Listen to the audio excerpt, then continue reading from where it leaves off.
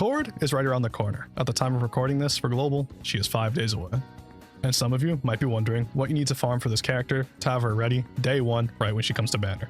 And that's what I'm here to help you with today. As always, if I do help you out, consider subscribing to the channel and liking the video because it helps me and the video out a ton. Now let's get right on into it. First off, let's talk about how many gems you need to pull Chord. At A0, A0 plus weapon, and A1 plus weapon. Because this is the recommended pull order if you'd like to invest in Chord vertically. If you're starting with a guarantee on the character banner, it will cost you 12,000 gems to get 1 Chord.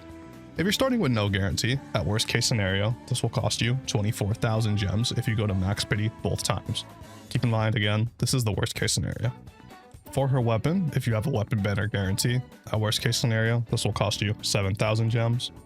And if you go to max pity both times with a loss 50-50, it will cost you 14,000 gems. What this means is that if you want A1 plus her weapon, if you somehow get unlucky every single time, you lose every 50-50, you have no guarantees, and you go to max pity every time, this can cost you above 60,000 gems. So before you start going for A1 plus weapon, keep that in mind. Again, this is the worst case scenario. It will not cost this much for most of you, but for some of you, it is possible to reach this threshold. Now, I'm sure a lot of you are wondering what revelation cards to farm for this character, especially with the double revelation card event going on right now. And that's going to be very simple, the one all the way at the end, the Prosperity plus Truth, simply because Prosperity is very good to run on Chord. And 1 Trust Universal card. As for what stats have on the revelation cards, I'm using Yui as a stand-in because I like triggering people with her existence. Now for the main stats on these cards, your Sun is always HP. Your Moon is either going to be HP recovery or attack percent. HP recovery is nice if you can hit the attack threshold that you need with just substats and other cards' main stats, which the magic attack number you're looking for is around 4,500.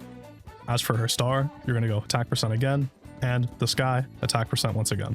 As for the substats you want on each of these cards, attack percent and HP are both very good. Lower priority than that is defense and SP recovery, and crit rate can also work if you're struggling to get any of the above stats. That's all you really need to know to farm Chord's revelation cards. Now that we got the revelation cards out of the way, let's go through the materials you need to level this character from 1 to 80. In order to get through all the overclock breakpoints from level 1 to 80, you would need 17 Whiff of Irises, 34 Fragrance of Irises, and 36 Essence of Irises. I'm sure you guys are all aware of where to get these, but just in case you're not, go to your Realm of Repression. It's right here under Alluring Aroma. At level 70, the drops for this are 0 to 1 Essence of Iris in 1 run, 3 to 4 Fragrance of Irises, and 2 to 3 Whiffs of Irises. Now for the amount of EXP materials to level a character from level 1 to 80 in P5X. You need 3 Thief Compendium Scraps, 2 Thief Compendium Volumes, and 345 Thief Compendium Tomes. This is flexible, and you could just get 346 Thief Compendium Tomes as well. At level 70, the drop rates for these are 6 Thief Compendium Tomes per run, and 3 Thief Compendium Volumes. And in total, for both the overclock and the EXP materials, this will cost you 391,000 Kampaku gems as well. Now for the weapon. In order to overclock a weapon from level 1 to 80, you will be in need of 17 blue crystals, 34 purple crystals, and 36 yellow crystals. The drop rates for these are the same as the character overclock materials, 0 to 1 yellow crystals, 3 to 4 purple crystals, and 2 to 3 blue crystals. Of course, that's at level 70. The weapon EXP materials, or the gears required to get the weapon to max, would be 5 metal parts, along with 307 gold parts. This one is also flexible, and you can just go with 308 gold parts instead. The drop rates for these at level 70 are 8 gold parts and 4 silver parts per run. On top of that, to max out a weapon, it will cost you 338,000 Kampaku gems. Now, it's time to move on to her skills. In order to get 1 skill from level 1 to 10, you would need 9 Skill Incense S, 13 Skill Incense M, and 25 Skill Incense L. Alongside that, you would need 4 Avatamsa's Incense and 2 Everlasting Incense, with 108,000 Kampaku gems. In total, for all 4 skills, this would total out to 36 Skill Incense S, 52 Skill Incense M, and 100 Skill Incense L, alongside 16 Avatamsa's Incense and 8 Everlasting Incense. At level 70, to acquire the basic skill level up material, the drop rates are 0 to 1 Skill Incense L, 3 to 4 Skill Incense M, and 2 to 3 Skill Incense S. In order to acquire the 16 Avatamsa's incense that you need, this is acquirable through the Recollections weekly boss event. If you haven't been doing this weekly, this might take you some time to get. More specifically, the first boss fight. Every week that you do this, you're able to obtain 4 to 5 Avatamsa's incense. So if you for some reason haven't been doing this can take you 4 weeks to get all 16 of them. But they're also obtainable for ticket level rewards and mementos. So if you haven't maxed out your mementos already, you can come back over here, but I'll admit it's not many. You get one of them at level 9, and you get one more at level 19. And I don't see why you wouldn't have done this already, but just in case you haven't.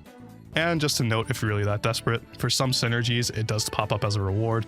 For an example, for Merope, it pops up twice, once at level 10, once at level 13. For some other synergies, it's different, like for Phoebe's, it's Hermit's Incense instead. But for the vast majority of characters, there's at least one at level 10. So there's an absolute ton of ways to get everlasting incenses in this game, and the game doesn't actually tell you all of them. So I'm going to run through them really quickly for you. If you head to your exchange shop, it's the Cognition shop, it's the top tab, and you go to clear Cognigem. You can exchange 100 clear Cognigem for 2 of these every month. That is if you're not already clearing out your monthly reset already. The second way it's said to obtain them is through the batting cages. If you open up your map and you head on over to Yongenjaya, the batting cages are right in front of you, to your right. You go right here, and if you have been doing the batting cages, you can go to exchange points. And as long as you're rank 17 in the batting cages, you can get everlasting incenses. Although it is a purchase limit of 1, it is still here. The third method the game names for you is the Trials of the Sea of Souls, and this is also namely through its exchange shop. You can trade 150 star crystals, which are obtainable after a victory in the Trials of the Sea of Souls. 2 of these every month, once again, for 150 each. So this is another way you can obtain these. There is another way you can obtain these through SOS, but it's very specific. If you go to ranking and you go to rank rewards, for ranking up from 5 stars to 6 stars, you get 1 everlasting incense. And for ranking up from 6 stars to 7 stars, you get 1 more on top of that. Like I said, very specific, but they're here. And once again, a final way you can obtain these that the game doesn't tell you is actually through rewards in the synergies. For example, Merope gives you 1 at level 14 of her synergy. Phoebe also gives you 1 at rank 14 of her synergy. And now that I look at this, every character might just give you 1 at rank 14. Yeah, that's what it looks like. So every synergy gives you 1 of these at rank 14. And since this is in the game now, I might as well mention it. If you wanted to get Chord's outer ring of the Mindscape, which would be this first tier all the way to this last tier, you would need a total of 7,850 of the Stardust shards if you did want every single tier on the outer ring. You can collect Stardust shards every single day from your Velvet Trials menu. It's right here on the left, the Stardust shard button, which the amount you claim actually is based upon how many stars you have in the Velvet Trials. And that's absolutely everything you need and everything you need to know to pre-farm for Chord. I am trying to hit 2K, so if I did help you out, consider subscribing to the channel because I'd love to see you here again sometime. Honestly, the channel's been growing at an absolute ridiculous rate, and I couldn't thank any of you enough even if I tried. But I really did just want to say thank you to all of you. That's going to be all from me. I'm out. Peace.